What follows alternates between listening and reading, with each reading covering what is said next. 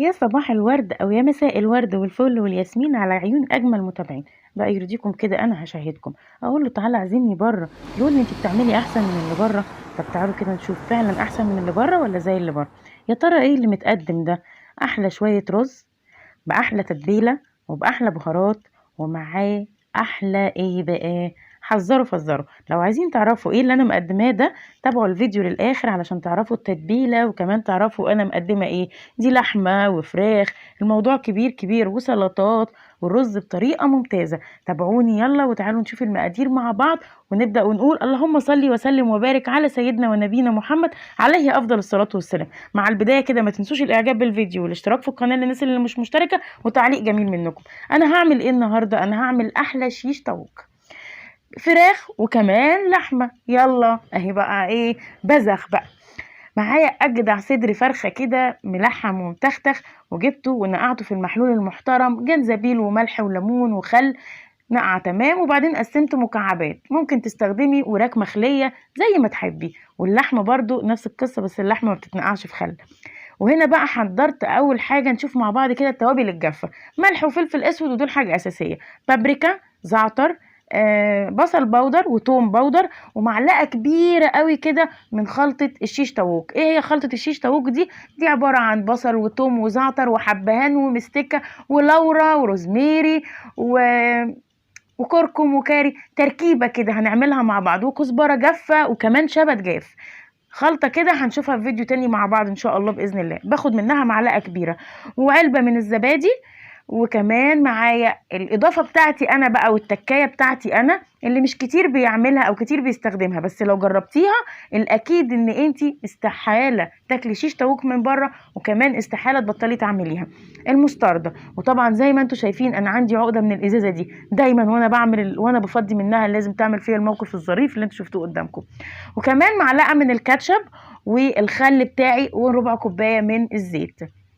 انا بقى جبت البوله بتاعتي زي ما انتم شايفين قدامكم كده، الكلام اخدنا، ونزلت فيها بالزبادي ومعلقه كبيره من المستردة ومعلقه كبيره من الكاتشب ومعلقه خل، ربع كوبايه من الزيت، والتوابل اللي انتوا قلت لكم عليها: ملح، فلفل، زعتر، روزماري، توابل شيش مشكله بقى، بصل بودر، توم بودر، ومعلقه كبيره كده من البابريك، ولو عندك صويا صوص تقدري تحطي عادي مش هيخسر. ونحط الفراخ بقى ونقلبها في التتبيله المحترمه دي. وانتوا زي ما شفتوا كده انا شلت معلقه من التتبيله، هقول لكم دلوقتي هعمل بيها ايه. اهم حاجه التتبيله دي، الفراخ بتاعتي لازم تقعد في التتبيله دي مش اقل من 3 ساعات. يا سلام بقى لو عملتيها من بالليل وسويتيها تاني يوم الصبح، انت بقى اللي مستفيده بالطعم 10/10. هنا حضرت الخضار اللي تحبيه، اي نوع عندك. انا هنا محضره الفلفل الرومي بالوانه، يعني احمر واصفر واخضر، وكمان معايا جزرايه كده حلوه مقلوظه، وطماطمايه لو بتحبي تضيفي طماطم، والبصل هقطعه قبل ما احط الفراخ بتاعتي في الاسياخ. زي ما شفتوا بقى انا هنا طلعت اهي الفراخ بتاعتي من التلاجة بعد 5 ساعات، وكمان اللحمه قعدت 5 ساعات، بس اللحمه بيزود لها معلقه خل في التتبيله.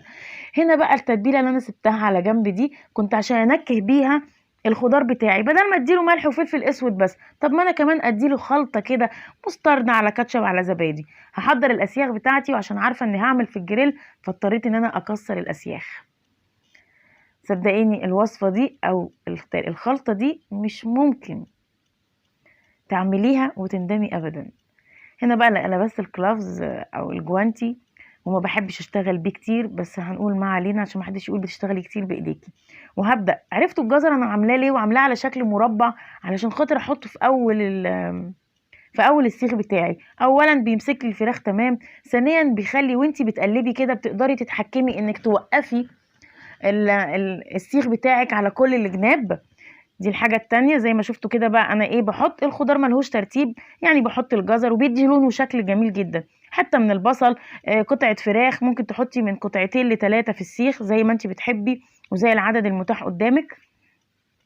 ده صدر كبير زي ما انتم شايفين، عمل لي 7 اسياخ، وكل سيخ فيه 3 قطع كويسين وكبار وحلوين جدا.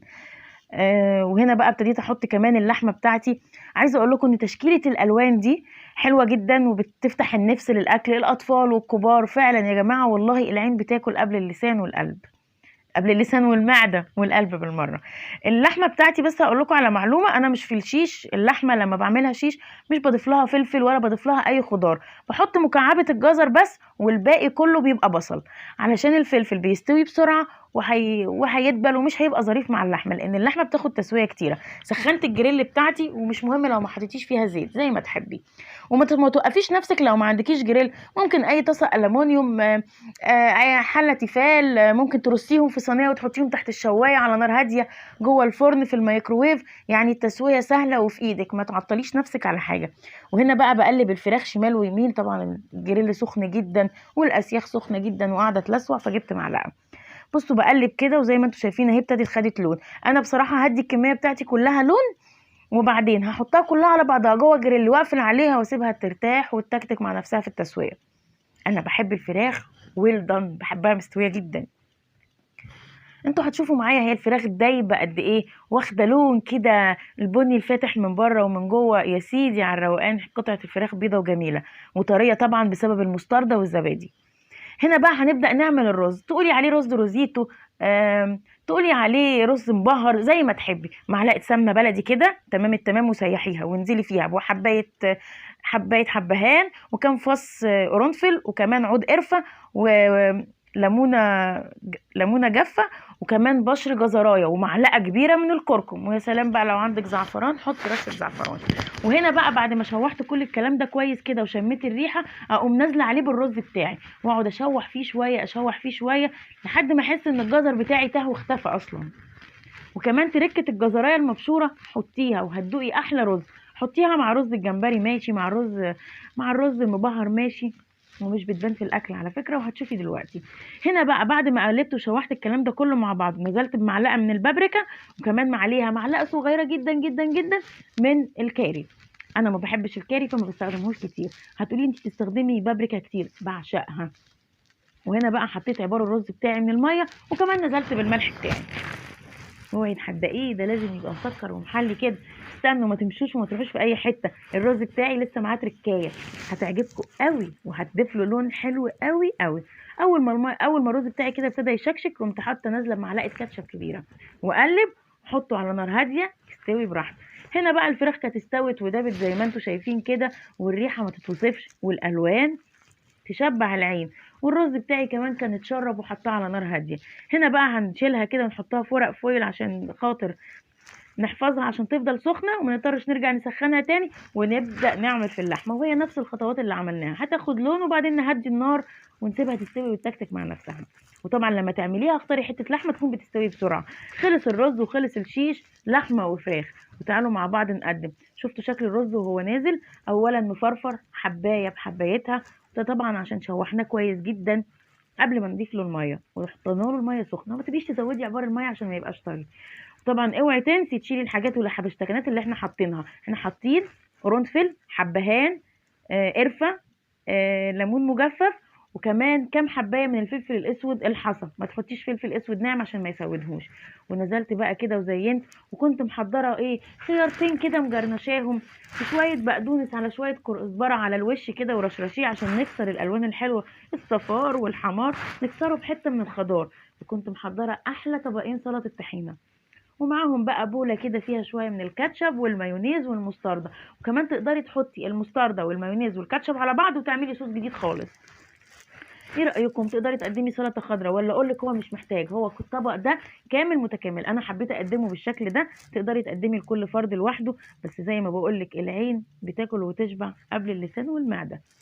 وما تنسوش بقى هنا لو وصلتوا معايا لحد الحته دي تصلوا على النبي عليه افضل الصلاه والسلام. وكمان الناس اللي ما عملتش الاعجاب يا ريت تعمله، واللي ما عملتش الاشتراك تشترك في القناه، وكمان كومنت جميل زيكم.